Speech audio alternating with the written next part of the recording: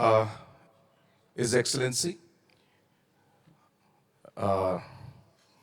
Onikichaji, our ambassador from Japan to India, Mr. Gangteji, our secretary from MEA, Bisberwaji, the chairman of the governing council, Kanoriaji, chairman of the Kanoria Foundation, Sabyachachi, and the entire team of Asian Confluence, all dignitaries who are present out here, ladies and gentlemen. I thought it was getting a bit boring just listening to the speeches. So I thought I'll just make it a bit more fun by giving a small presentation. This is Meghalaya's growth story. Meghalaya was growing at about 8.5% in the first, from 2015 to about 2020. And after 2020, we have grown at almost about 15.3% in terms of economic growth. In terms of the nation, Meghalaya is the second fastest growing state in the country. Though we are very small, but we are growing pretty fast. Not only that, we are the only state in the country today that is growing at 10% real GDP. So not nominal GDP, but 10% real GDP for 3 consecutive years. So it's a consistency that matters. So you may grow 1 year, then you may come down, but Meghalaya is the only state in the country which has grown consistently for 3 consecutive years at 10%. And if you look at the overall economic growth, the size of the economy, we had Assam growing at 89%, UP growing at 77% between the financial year of 2021-25, and Meghalaya grew at 76.5%. Next. This is basically the transformation journey that we are aspiring Meghalaya to see. Meghalaya had a lot of challenges. We had a lot of difficulties. And of course, it was not easy for us to stabilize things because there were certain foundations that need to be strengthened and certain bases and capacity to be increased. So we had a huge problem, and we decided that we need to work on a transformation kind of a journey, an aspiration journey that will not just look at the next 2 years, 3 years, 5 years, but look at all the way to 2047, as Honorable Prime Minister has said. Next. This is a very important slide for us.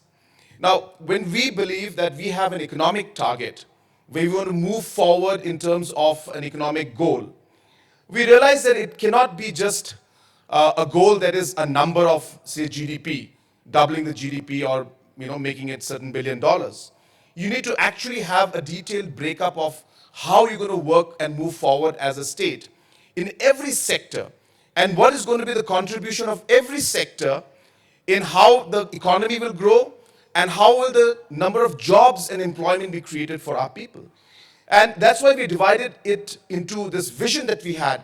We divided it into 10 opportunities which we saw, and more importantly, 10 commitments which we as a government must give to our people. So the areas of concern, the areas of opportunity that we saw are the ones on top in orange. And we realized that there is a huge scope where we need to bring in private investment. So we went in, we deregulated things. You'll be happy to know that we are among the top states in the country today to have deregulated different government regulations. About 400 plus regulations were deregulated. And today we are ranking among the top in terms of steps being taken for that. We have a unified portal for investments. We have a system where just simply you enter it. In the last 1.5 years, large number of investments, maybe the highest investments that Meghalaya has ever seen, has happened in the last 1.5, 2 years after we have reformed this entire investment scenario in the state. Similarly, we are seeing opportunities in all these different sectors. For example, sports, creative economy. It's okay. Yeah. Sports and creative economy. We realize that while our people are passionate about sports, I think it's important that we need to create this passion into an economic opportunity. Can we have a sports economy? Can we see our youngsters, becoming players who will play football, at the national and international level? Can we have footballers from here going to Japan one day and playing football in Japan or in Europe? So we see that as an opportunity, and we feel that we need to invest in that. So therefore, there needs to be a game plan. It cannot just happen just because we want it to happen. So how will we make it happen? All those plans and details were met. Similarly, in entrepreneurship and skilling, climate resilient economy, increased public investments, urban transformation, these are all key areas which we feel that opportunity is there for Meghalaya. But while we do that, we very, very firmly believe as a state that economic growth is important. But if this economic growth does not come with inclusivity, with equity, and with a process where every human being is touched and is affected and impacted, then we are failing in our duty to do justice to what we are doing for our people. So therefore, we realize that while we have economic growth and opportunities, we must stick to commitments. Commitments like the connectivity and mobility issues, drinking water, reliable power, all of these things are important. Nutrition and early childhood development. We are one of the first few states in the country today to actually have a program for early childhood development. I think most of the people who are from Japan and who have joined us here, and many people who are connected to different parts of the world and different programs, you realize the importance of early childhood development. Sadly, in India and even in our state, we did not invest in the early childhood development. And we all know that 90% of the child's brain grows till the point the child is 8 years old. And therefore, the neuron connectivity and all of this happens during that phase. But for India and for a state of Meghalaya, this realization came a bit late. But nonetheless, we have started it. So we are the first state, I think, in the country to start a massive program for early childhood development. Similarly, we want to make sure that there is housing for all, affordable health care, a caring and empowering economy. Now, one thing I wanted to share with you, which, of course, we didn't see in Japan, but I'm sure it's there. But I learned in Singapore. So when I went to Singapore, we met our nurses, because our nurses are working in Singapore also. So when we went there, we saw something called Active Aging Center. And in that Active Aging Center, they have a space for the elders. But while the elders are there, they have a space where young children, at 5 years, 6 years, will come to this center. So you have a space where the elders and the children come together. They play games together. They share stories together. They do activities together. And we realize it's such a beautiful model where you're creating a very caring and a very sensitive economy, sensitive society. And these kind of programs are being brought into this the caring and empowering state. So these kind of programs are being done. The reason I'm showing this to you is because to give you the idea that we have a plan, we have a roadmap, we have a vision and a target, and we have figured out a way and a path to reach to that target, which may not be perfect. We will adapt along the way. Things will change. Difficulties will come, hurdles will come, but we know where we want to go and how we want to get there. Next. Again, this is just to show the expenditure, how the growth has happened. So while the economic growth happened, this is how the economic expenditure on different aspects, whether it's revenue expenditure we had or the capital expenditure. And you can see that the capital expenditure grew at 16.6%. So that's the kind of growth. The dark purple is the capital expenditure that grew. And for those who are obviously into finance, we'll know that revenue expenditure is not just salaries, but there's a huge component of also welfare programs, schemes, supports that we give to our farmers, musicians, sports persons, students, so on and so forth. Next. Yeah, so again, this is the same thing. So this is how also it happened.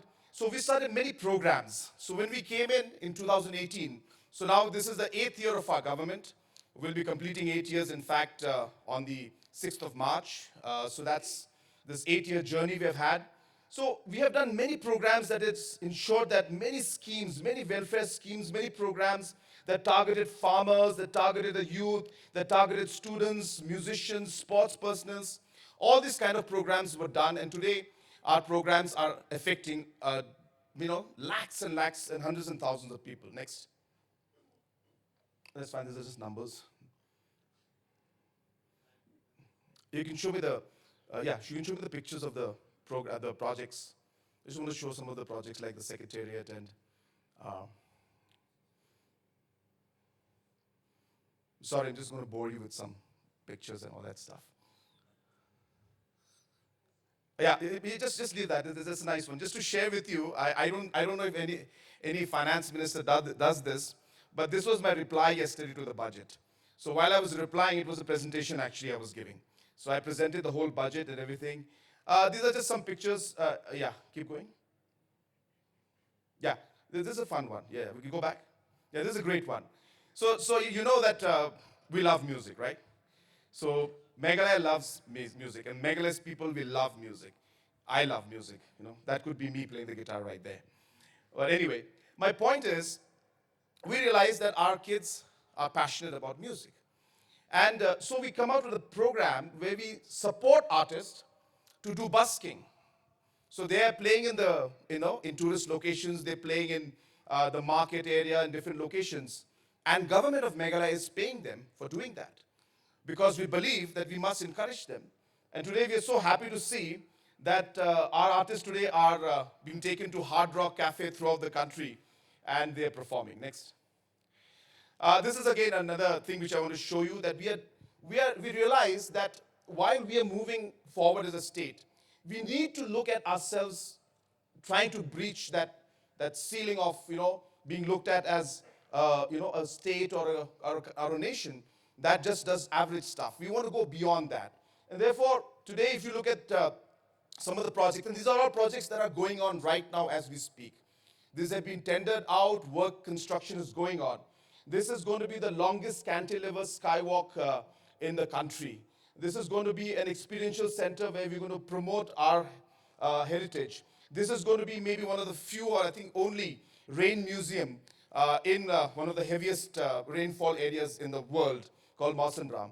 This again is a wellness center that we are bringing up. All these projects are under construction. We hope that in the next 2 years' time, while our airport also is expanding, where direct flights will come into Shillong from all different metros, which will happen by 2027 end, these projects will be complete.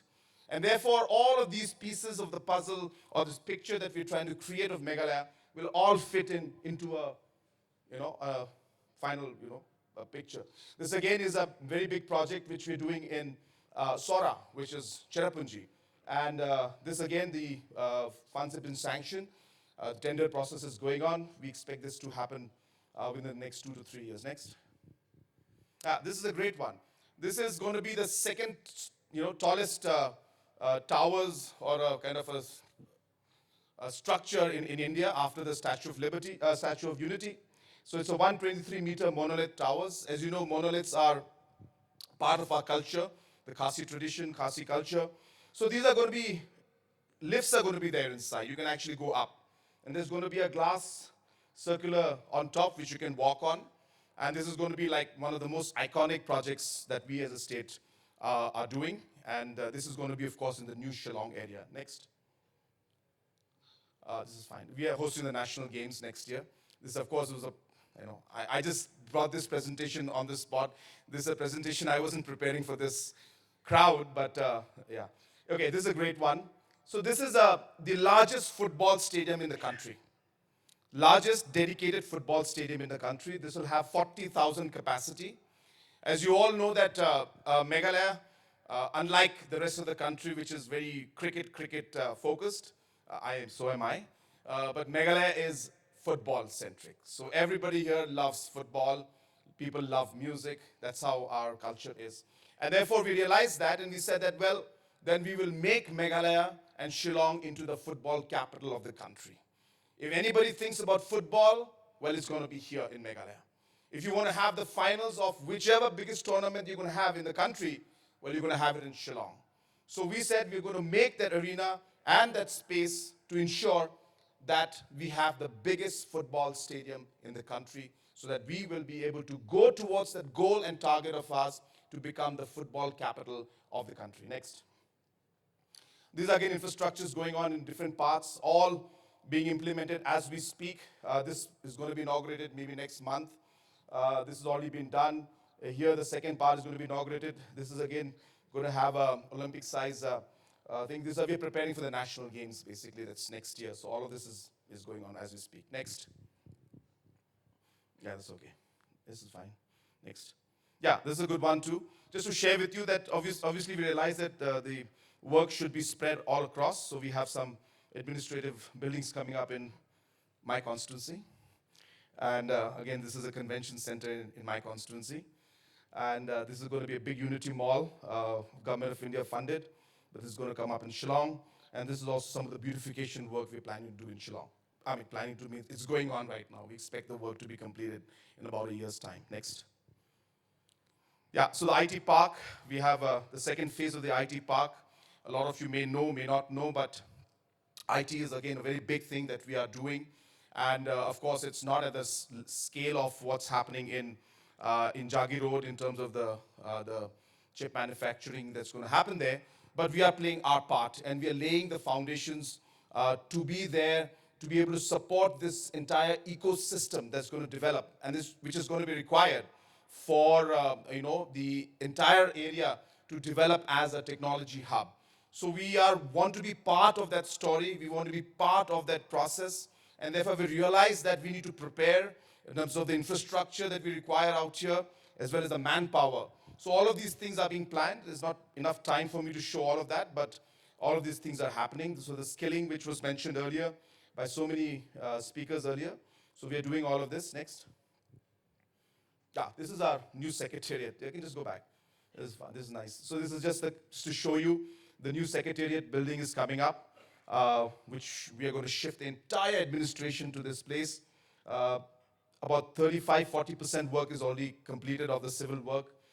This is about 3 months, 4 months of work. We expect that by 2027 we'll be able to shift. Next. Yeah, that's okay. Next. Next. Oh, this is a good one. So that's from Japan. That's our nurse right there. Of course, we have 27 right now. 29 of them and 10 in Singapore. We are working very hard. I went to drop the first two. We expect that 5,000 nurses will be there in the next 6 years. Is what our target is. And we started producing and creating the ecosystem to be able to achieve that. And all that work is going on. And we realize the financial impact it will have on our people. So that's the calculation I had shown to the assembly. So that they realize that the opportunity that exists is real. And it's something that we can actually really make a difference in our people's lives, as well as be a win-win situation between Japan and India. Next. Yeah, I mean, so we have 5-star hotels. Some of you may not know this, but 8 years back when I had taken over, there was no 5-star hotel in Meghalaya. So last 2 years we have built this, and I mean this was being built and stopped and then built and then stopped and then built and then stopped. So 35 years this building was being built, just so that you all know. And it took, I think the first chief minister of the state laid the foundation stone for this hotel. And then we inaugurated, means it was again lying in, in a kind of, dormant state.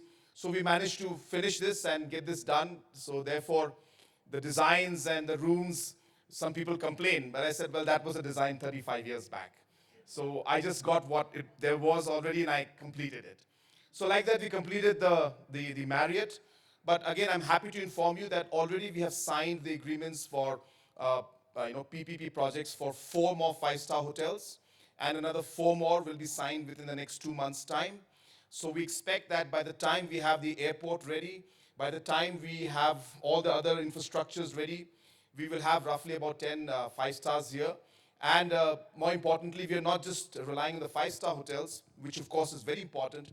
We're also developing the entire ecosystem in terms of different tourist locations also being developed. So this is again a very important part of our process that's going forward. So we have the next 4 that are coming up is Taj again. The Taj Spa and Resort is coming up on the lake. That's a very important project. We have a hotel in, again, my constituency. Then we have one project in Sora, which is Cherpunji, and Lemon Tree, which is the Aurika hotel, the brand Lemon Tree. This is coming up right here in Shillong. So these are already constructions. For some of them have started, and the others will start maybe in a month or so. Next. Yeah, we mentioned about bamboo, and so we are very keen. This again is just to show to my MLAs and to the assembly, but I just thought I'll just mention about this. So we are going to go very aggressively into bamboo production, processing. So there are a lot of things that are happening, whether it's bamboo ply, whether it's ethanol, other areas. A lot of investors have shown a lot of interest. This is one area that we are very, very bullish about, and we're going to be moving very aggressively. Next. Okay, this is okay. Next. This next. Okay, this is okay. Yeah. Next. Next. Yeah. So can you just go to, oh, this is a nice one. Yeah. So just go back. Yeah. Yeah. So this, I think all of you know what this is, right? Yeah. So this is the living root bridge. Earlier, somebody was mentioning about living bridges. So this is the living root bridge. So this is actually part of our culture. So in Khasi Hills, people actually use the roots of this particular tree, and they actually create a bridge. This is real bridges being made by directing the roots in one direction, and it's a living root bridge. These root bridges take 70 years to build. So basically, last time we were there in a village called Sage. So I met the guy who was making that bridge.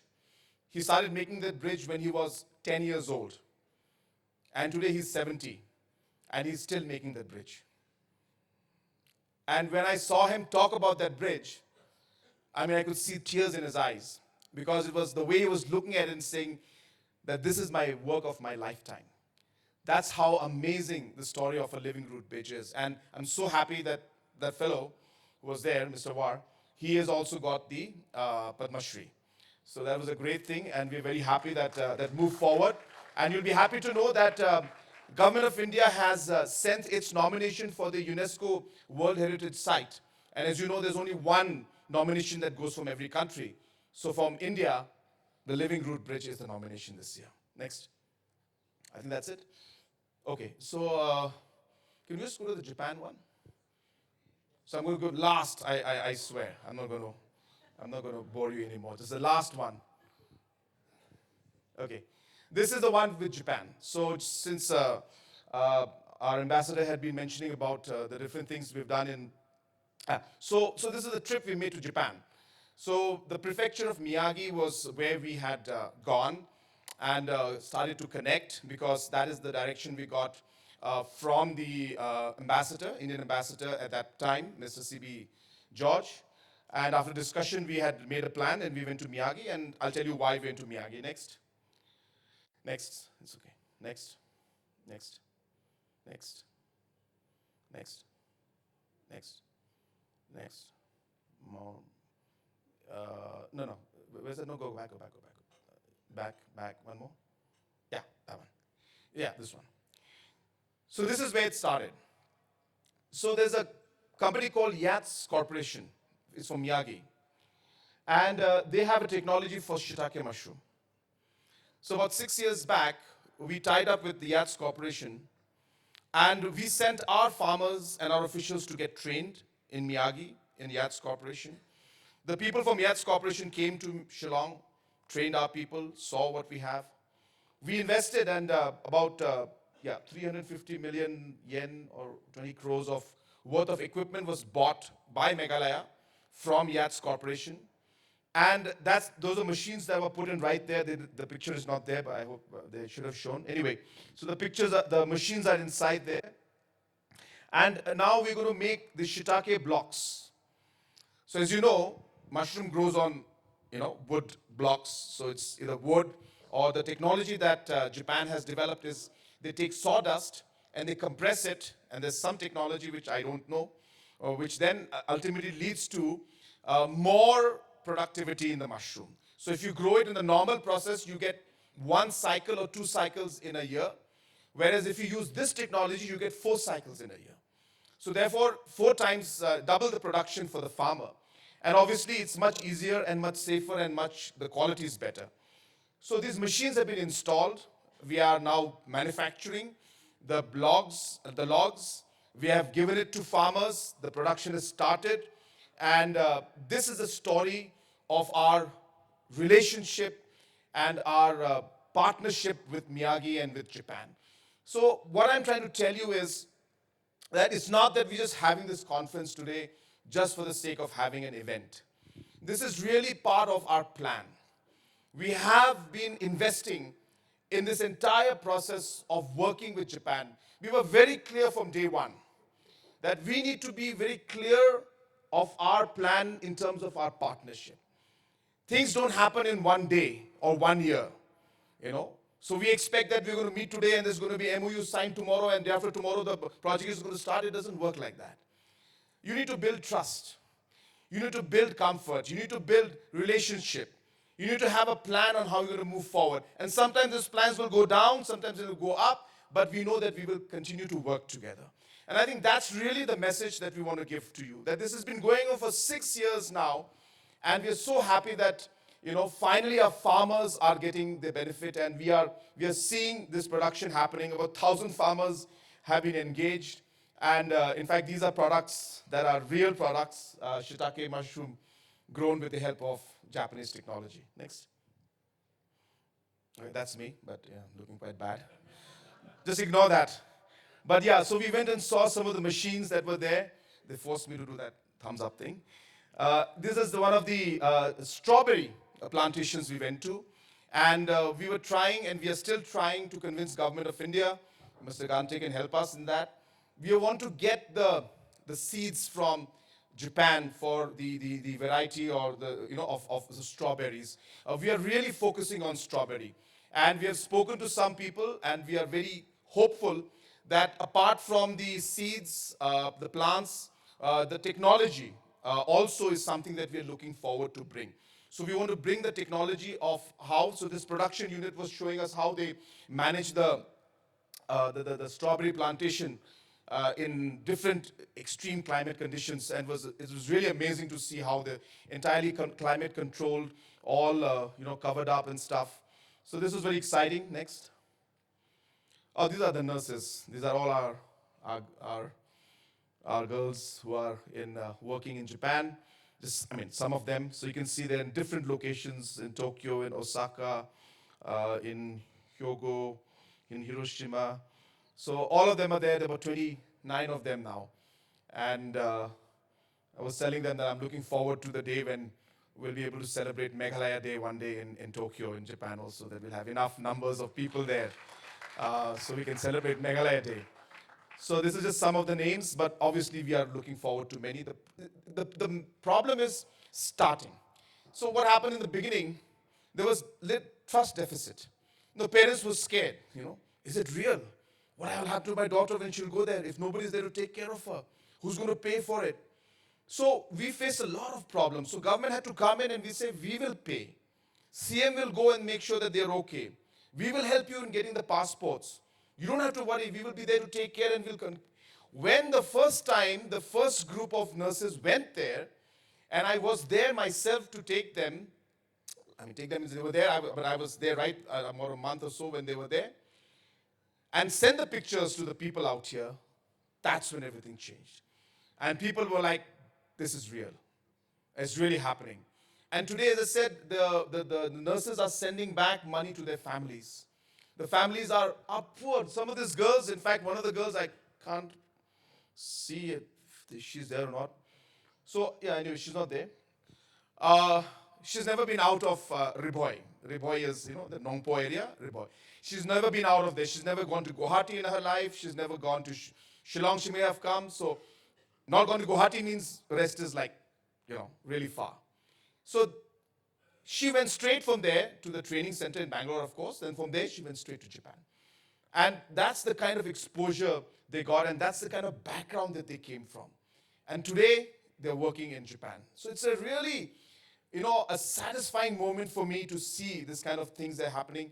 And as I said, great moment of a great partnership I see developing and coming up in the future. Next. Okay, there's a bad photo again with one of Yeah, he's the CEO of the ASEAN one, I think. Yes, next. Yeah, so onsen, again, something we felt that it will work well because we have the, what do you call, the hot springs. So we have hot springs in Meghalaya. So we realized that is there some way we can learn from Japan to maybe put in the technology or some kind of aspect of how this branding was done, how we can look into this. So we actually are very keen to see this also happen. But yeah, so but this of course is only in our thought process. We are still working on this. Next. Oh, this one is very important. So this is our rice beer, and this is sake. You know, so we went to one of the factories or distilleries where sake was made. And we saw the entire process and how it was done, and we had to wear that cap and all that stuff. They didn't allow us to go in just like that. We had to take off the shoes, and you have to kind of sterilize the whole body, all that stuff. So we saw the technology and how it was being done, and we were very keen to see how we could bring that technology to India, I mean to Meghalaya, and then use our rice and our products here to produce sake, or at least produce Meghalaya sake or whatever, our own form of sake. So this is something that we are again at very advanced stage. So the organization or the company we went to, we are in touch with them. They'll be visiting us very soon. We will be bringing in the technology all the way from Japan and installing it here. So this is something that's on the cards. I really hope this will happen because I strongly feel that this is an area where we can obviously, similarities there. So next. Okay, so that's okay. Next. Yeah, this is, of course, the governor of the prefecture of Miyagi. So we had a wonderful meeting. Next. Yeah, again, that's another. Next. Okay, we can stop now. So that is the presentation part. So to conclude, uh, again, as I said, for us, what is important, as I said, is to look at the long run. And I strongly am a firm believer that a partnership and a relationship is built on foundations. And trust and long-term thought process and a situation where there's a win-win situation for all is key for us to be able to build that trust and that partnership. And for us, from Meghalaya's point of view, we have been very patient. And today we are seeing things moving in the right direction. A simple example is our cherry blossom festivals. And we are the only state now today, we are partnering with Japan. Last year we couldn't do it for different reasons, but we're very keen, and we had a discussion with His Excellency that we want to see that next year, which is the 75 years of Indo-Japan partnership, we would like to see that this will be taken to the next level. So I just want to share with you, which is something I shared with the Honorable Ambassador, is that last year itself I had proposed that I would like to come out with a cherry blossom theme. And this cherry blossom theme should have local instruments and local language from Khasi Hills, Jainti Hills, and Garo Hills, and from Japan. Have artists from Japan, have artists from here, make this theme song together with the music elements of both the nations and both the states, and both the artists, and have these instruments, and have the video shooting done in Meghalaya and in, well, Miyagi or Tokyo, wherever in Japan, and come out with this theme song. So we couldn't do it last year. I had really hoped I would be able to do it. That would really establish this entire relationship and partnership, and create this theme song for the long term. So I'm happy to tell you that we will do it this year. So this will mark that 75 years partnership. I think it will be the best way to mark this 75 years of partnership, and would like to see Meghalaya play a very important role in that and build that up. And this cherry blossom would be a very, very important cherry blossom for us, as it will also reflect the 75 years of partnership between India and Japan. So that's what we are doing, and really I thank all of you for being here today and taking your time out. I'm happy that I had this presentation, because earlier I was seeing some people going like this, and now they're up. So at least I managed to do that. And I know I spoke a bit too long. I've been having a very difficult time because I'm in the middle of my sessions. So I'm having assembly sessions. So, so I spoke for, I think, about yesterday. Oh, now? No, in the morning I spoke for 3 hours, I think. Yesterday I spoke about 6 hours, I think. So I'm in the talking mood these days. So therefore, so that's why I'm not getting tired, and that's why I'm very energetic right now. But I'll stop because I know that all of you are tired. There's much more to be done, and I think the more exciting part is tomorrow. But I just wanted to share that, we are in the right direction. We need to be patient. We need to show our commitment. We need to pick the right things we want to do. And I think that's very, very crucial for us. And I always believe, as I said, we need to take the right steps at the right time and, and plan things well. And therefore, I always tell people, I don't mind, a lot of business people are here, but I want to say this. I don't like MOUs, just to share with you. I really don't like MOUs because MOU is just a show. There's, there's nothing beyond that. But if the MOU is going to lead to something great and you have the right intention, then yes, it's a great thing. So I think it's important to really have the right intention and, and be open about it. There's nothing. If there's nothing for you, that's it. There's nothing. You don't have to feel bad or say that, no, we should show something. I don't think it works that way. I think we should be serious. We should be working towards realistic goals. And that's the reason why I showed you what we are doing, what we plan to do, and what we can do. And therefore, we're going to work on that. And I hope that we'll be able to build up that partnership with all of you in the days to come, in the years to come, and be able to really create that momentum. There's a lot to be done. Japan has really invested through its government, through JICA in the Northeast. And I, on behalf of the people of the Northeast, would really like to take this opportunity to thank the government of Japan as well as JICA for the huge investments that are coming in. They're making a huge difference in terms of the infrastructure that we have, which of course at the end of the day is changing and making a difference in the people's lives in my state and the region as a whole. So thank you so much, and I wish this program the very best, and I wish you all the very best.